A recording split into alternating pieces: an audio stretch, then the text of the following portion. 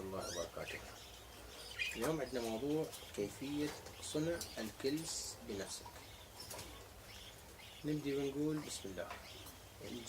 أولا نجيب كيلو جص أو جبصين، اثنينهم نفس المعنى، اللي حتى يفهموا اخواننا العرب المتواجدين ويانا بالجروب. نجيب كيلو جص نحطه على صفحة.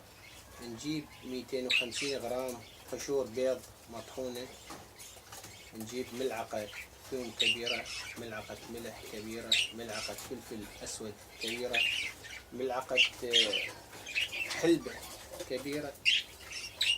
بعد خلصنا كل شيء. نجيب هاي المواد نحطها ويا الجص، نجانسها مع بعض. طبعا ما يصيحون بس من صار فيديو. الحمد لله جانسنا المواد مع بعض، خليناها، جبنا المي حطيناه فوقها. ورغم حطينا المي فوقها بدينا نعجن مثل العجين، ماكو اي فرق.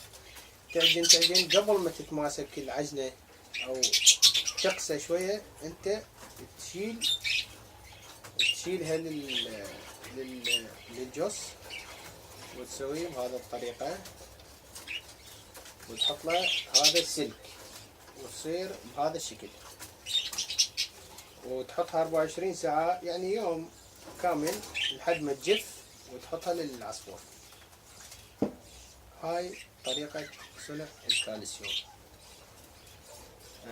نجي على فوائدها، والحمد لله والشكر هذا طريقة عن طريق اجتهادي هذا المجال. نجي على فوائدها. الفوائد شرحها يطول، وفوائد جدا واسعة. مثلا عندك الفلفل الحار يعني منشط جنسي. ايضا الحلبة منشط جنسي وتنطي دفو للطير بفصل الشتاء. عندك الثوم طارد للديدان، يساعد الجهاز التنفسي، يعني من التخلص من الميكروبات المتواجدة به، والى اخره. القشور البيض مثلا عندك تنطي كالسيوم للطيرة والفحل، وتفيد الطيرة يعني اثناء تجهيزها للعش. وحتى احيانا تطلع اكو بعض الاناث الحديثة البيض، يكون البيضها يعني بكرية واول بيض لها، تكون البيضة مالتها القشر جدا رقيق، ايضا يفيدها للطيرة المبتدئة لتجهيز العشوش. وطريقة جدا بسيطة وسهلة، واي واحد بامكانه ان يصنعها بالبيت، والمواد كلها ذكرتها متوفرة باي مطلق.